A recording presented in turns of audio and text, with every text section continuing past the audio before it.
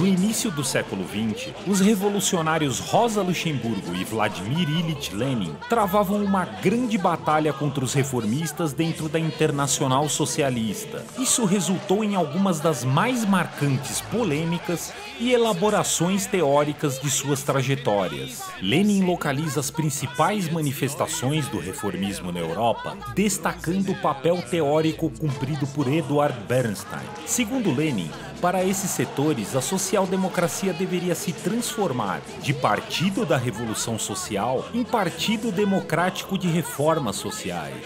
Mas o que de fato reivindicam os reformistas? Qual tem sido seu papel na história do movimento operário internacional? Como essa linha se manifestou aqui no Brasil e quais foram as suas consequências? Afinal, o que é o reformismo?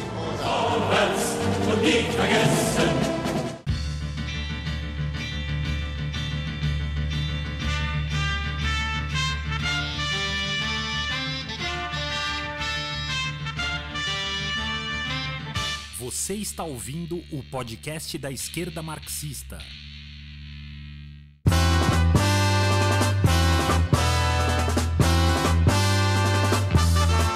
Saudações, camaradas! Meu nome é André Mainardi e está no ar a partir de agora o 25º episódio do podcast da esquerda marxista, seção brasileira da Corrente Marxista Internacional.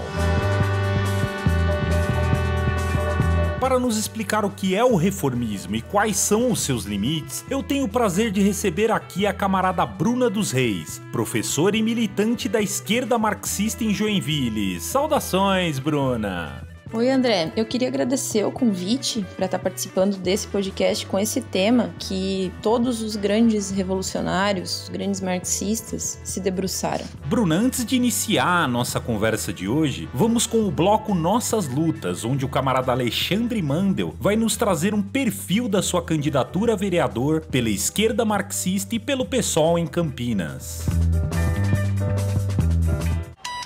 Nossas Lutas, a esquerda marxista na luta de classes. Sou Alexandre Mandel, militante da esquerda marxista e candidato a vereador pelo PSOL, Partido Socialismo e Liberdade. Nossa luta não começou agora e não acabará com as eleições. Estamos lado a lado em cada trincheira da luta de classes. Estamos na luta pela revolução socialista no Brasil e no mundo, através da Corrente Marxista Internacional. Estamos nas ruas e nas lutas para construir um mandato por moradia popular, por educação pública gratuita para todos, da creche à universidade, em defesa dos servidores e dos serviços públicos, combatendo a máfia dos transportes, as privatizações da saúde e a repressão ao povo trabalhador. O que já estava difícil piorou ainda mais com a pandemia, aumentando a desigualdade social, o desemprego e a miséria. Um vereador não resolverá nada sozinho. O mandato parlamentar deve ser um ponto de apoio das lutas sociais para avançar na organização da classe trabalhadora e da juventude para uma completa, verdadeira e radical transformação da sociedade. Por isso, fazemos um chamado à luta, à solidariedade de classe e ao uso das eleições para atacar as raízes dos nossos problemas, o capitalismo. O povo, com razão, está com raiva de todo esse sistema em crise permanente, corrupto e oportunista. Não aguenta mais tanta humilhação e enrolação. Vamos à luta para derrubar Bolsonaro e todo esse sistema que só explora, oprime e mata. Lutamos por uma sociedade justa, livre e igualitária, uma sociedade sem exploradores e explorados. Por um governo socialista dos trabalhadores, sem patrões nem generais. Pelo socialismo, venha se organizar com a gente e vote Alexandre Mandel 50650.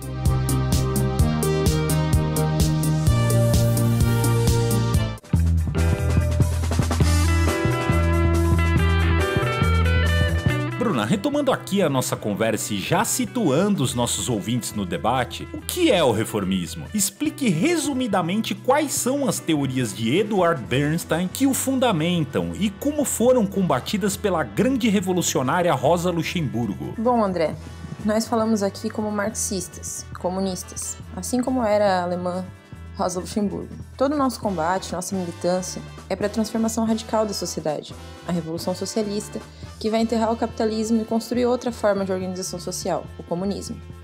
A revolução, portanto, é nossa estratégia, nosso objetivo final. Mas para que um partido comunista possa dirigir os trabalhadores quando esses fizerem uma revolução, é preciso que cotidianamente estejam juntos nas suas lutas por melhores salários, pelos direitos à previdência, educação, moradia, transporte. O Trotsky dizia que uma greve é uma molécula da revolução, porque quando uma categoria de trabalhadores percebe que ao parar de trabalhar consegue impor suas reivindicações ao patrão, a sua consciência de classe avança. Nenhum revolucionário pode achar estranho lutar por melhor salário, mesmo que ele saiba que isso é uma reforma, que pode ser rapidamente perdida com a inflação, por exemplo. Ou seja, é tarefa tática de todo revolucionário lutar por reformas ombro a ombro com a classe trabalhadora e a juventude. Ainda que a gente saiba que com a crise profunda que vive o capitalismo hoje, não é mais possível lutar por reformas. Por isso, aqueles que chamamos de reformistas hoje nem o são de fato. Mas isso eu vou deixar para aprofundar mais adiante. Eu faço essa introdução para dizer que o problema dos reformistas não é que eles lutam por reformas. Aliás, nós, revolucionários, sempre somos e devemos ser os melhores e mais combatentes organizadores da luta dos trabalhadores por melhores condições de vida. O grande problema dos reformistas, como o Edward Bernstein, é que ele não tem como estratégia a revolução. É importante a gente observar o contexto histórico em que a Rosa escreve a importante obra Reforma ou Revolução, quando ela tinha apenas 27 anos, para combater as ideias reformistas do Bernstein. O Partido Social Democrata Alemão era o maior partido operário do mundo. No país onde nasceu o marxismo, o socialismo científico, fundado por Engels, com milhares de militantes, jornais, escolas, sindicato, a classe operária alemã estava tão organizada e bem formada, técnica e politicamente, que conseguia impor reformas com muita facilidade. Por isso, as ideias como a de Bernstein, de que não era necessária uma revolução violenta, que de pouco a pouco, de reforma em reforma, chegariam ao socialismo, pareciam fazer sentido e podiam ecoar entre os militantes do partido. Era uma tarefa espinhosa combater Bernstein. É isso que torna Rosa e o seu texto tão valoroso. No prefácio do livro, ela cita a ideia central do reformismo. O Bernstein escreve assim: o objetivo final, qualquer que seja, não é nada. O movimento é tudo. E ele vai aprofundar essa ideia em artigos publicados no Neue Zeit, em 1897 e 1898, e no livro dele, As Premissas do Socialismo e as Tarefas da Social-Democracia, publicado no ano seguinte, em 1899. E qual a conclusão, qual que é o objetivo final do Bernstein com essa defesa? Inculcar nos militantes do Partido Social Democrata Alemão a ideia de que não precisavam se preocupar com a revolução, a estratégia revolucionária, mas sim com as tarefas do caminho, no movimento, portanto, as reformas. Ainda no prefácio, a Rosa vai dizer que um partido que tem como estratégia as reformas de nada se distingue de qualquer outro partido democrático burguês, radical burguês. A questão entre reforma ou revolução é, portanto, uma questão sobre ser ou não ser socialista. As ideias reformistas de Bernstein, as mesmas que ainda vemos tão presentes hoje no movimento operário do mundo inteiro, ainda que hoje nem se assemelhem, ao que o Bernstein defendia na época, depois eu vou explicar isso melhor também, nada mais são do que a expressão oportunista dos elementos pequeno-burgueses que adentram no movimento e tentam impedir que o proletariado avance na sua única possibilidade de emancipação, que é a revolução. A luta contra as ideias reformistas disseminadas dentro da Internacional Socialista, à medida que crescia a participação dos social-democratas nos parlamentos burgueses, foi marcante na trajetória política de Lenin. Como ele combateu o reformismo dentro do Partido Operário Social-Democrata Russo. Já em 1902, o Lenin vai escrever uma das suas obras mais importantes, Que Fazer, cujo título ele emprestou de um romance de Chernyshevsky, que foi muito marcante para a juventude russa e para o jovem Lenin em especial. Nesse livro, antes de combater os reformistas do seu partido na Rússia, o Lenin identifica os expoentes do reformismo na Europa, e aqui ele também combate o Bernstein. O objetivo do Lenin era disputar, no interior do partido, os revolucionários. Ele explicava que o ascenso das ideias reformistas no seio da social-democracia era correspondente ao aprofundamento da crítica burguesa ao marxismo. A principal corrente reformista no interior do Partido Operário Social-Democrata Russo era os mencheviques. O combate que resultou na ruptura entre os bolcheviques e os mencheviques em 1912 tinha dois pontos centrais. Caracterizando a Revolução Russa como burguesa, Os mencheviques defendiam que a tarefa dos marxistas era lutar por uma república parlamentar. É aquela ideia do socialismo por etapas. E o segundo ponto é organizativo. O Lenin defendia um partido centralizado que conduzisse os operários a superarem formas de luta e consciência meramente econômicas. Bruna, diante disso, devem os revolucionários combater por reformas? De que maneira, segundo Lenin? Eu vou usar, André, as próprias palavras do Lenin para dizer que sim, né? Ele diz o seguinte: os marxistas, os revolucionários, portanto, reconhecem a luta por reformas, isso é, por melhorias na situação dos trabalhadores, que deixam como antes o poder nas mãos da classe dominante. Mas, ao mesmo tempo, os marxistas travam a luta mais enérgica contra os reformistas, que direta ou indiretamente limitam as aspirações e a atividade da classe operária às reformas. Ou seja, é aquela contradição entre tática e estratégia que falamos no início. As reformas são táticas, mas não podemos limitar a estratégia, não podemos criar a ilusão de que há alguma possibilidade de emancipação sem revolução. Aqui eu retomo a Rosa. Ela fala assim: precisamente, o esforço pelas reformas não contém força motriz própria, independente da revolução. Prossegue, em cada período histórico, somente na direção que lhe foi dado pelo impulso da última revolução. E enquanto esse impulso se faz sentir, ou, mais concretamente falando, somente nos quadros da forma social criado pela última revolução.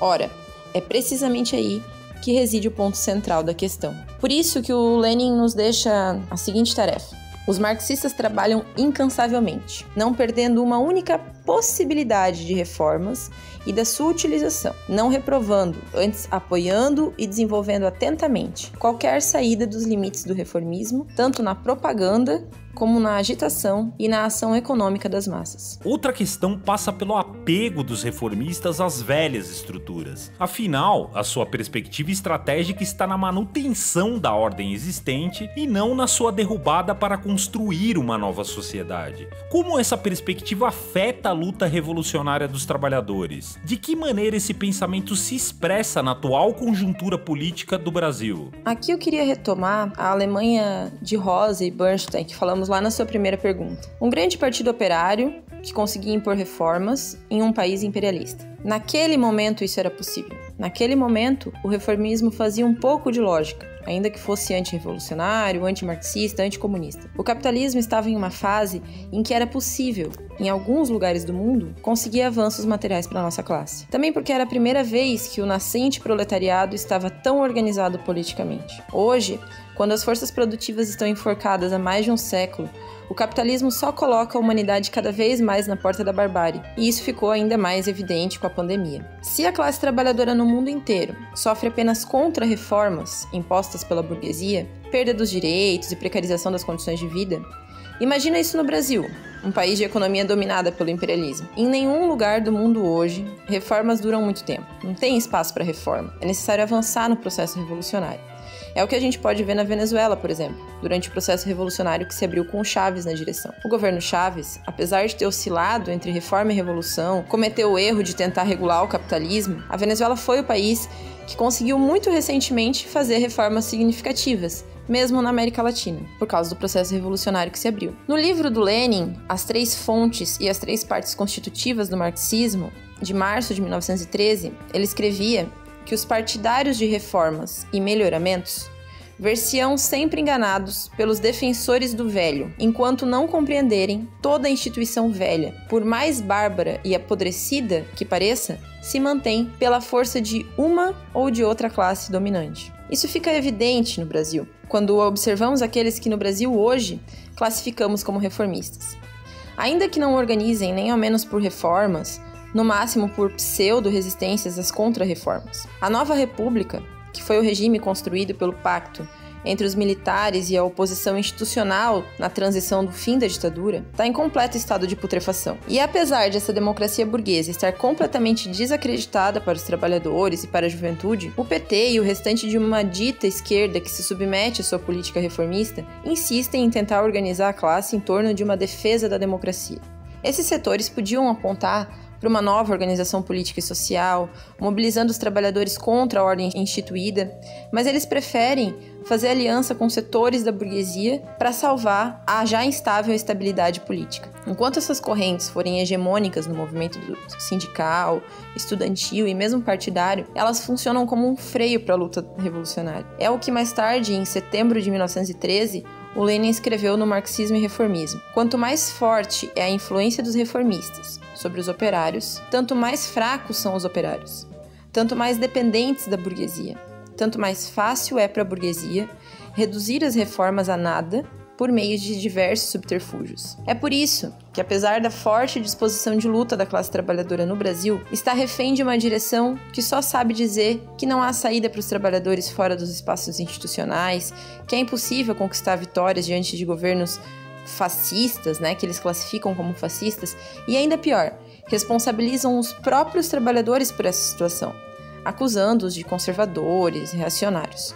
Foi um prazer bater esse papo contigo hoje, Bruna. Considerações finais? André, foi muito legal participar do podcast da Esquerda Marxista com esse tema tão importante, e que é tão presente nas nossas lutas até hoje, Essa disputa entre reforma ou revolução. Eu queria me despedir aqui falando um trechinho lá do final do livro da Rosa, que fala assim: eis porque não é o aparecimento da corrente oportunista que surpreende, e sim ao contrário, a sua fraqueza. Enquanto só se mostrou em casos isolados da atividade prática do partido, podia-se ainda supor que tivesse uma base teórica séria. Mas, agora que se manifestou completamente no livro de Bernstein, só se pode exclamar com espanto: então é só isso que tem a dizer? Nem sombra de uma ideia original. Nenhuma só ideia que já não tenha sido refutada, esmagada, escarnecida, reduzida a zero pelo marxismo. E isso há várias décadas. A Rosa fala isso, há mais de um século. Então, se há mais de um século essas ideias eram frágeis e já tinham sido refutadas pelo marxismo, quem dirá hoje, com toda a experiência que a classe trabalhadora acumulou ao longo desse século. O Lenin, ele demonstrou na teoria e na prática que as únicas mudanças estruturais possíveis para a nossa classe são fruto da revolução. A nossa tarefa é, portanto, em cada luta por melhores condições de vida da nossa classe, explicar que aquele é um programa transitório, que só poderá ser alcançado com a revolução. Porque, como nos lembra Rosa, o socialismo não é apenas o ideal sonhado pela humanidade há milhares de anos. O socialismo se tornou uma necessidade histórica. Bom, estamos chegando ao final de mais um episódio. A trilha sonora que nos acompanhou durante toda a transmissão de hoje traz o jazz funk do Jan Kuman Ensemble, da antiga República Socialista Soviética da Estônia.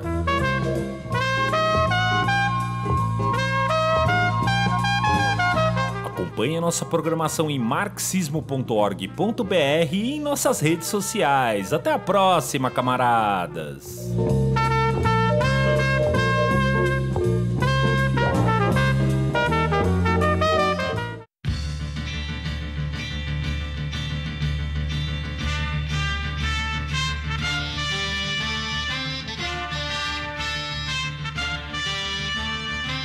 Você ouviu o podcast da Esquerda Marxista.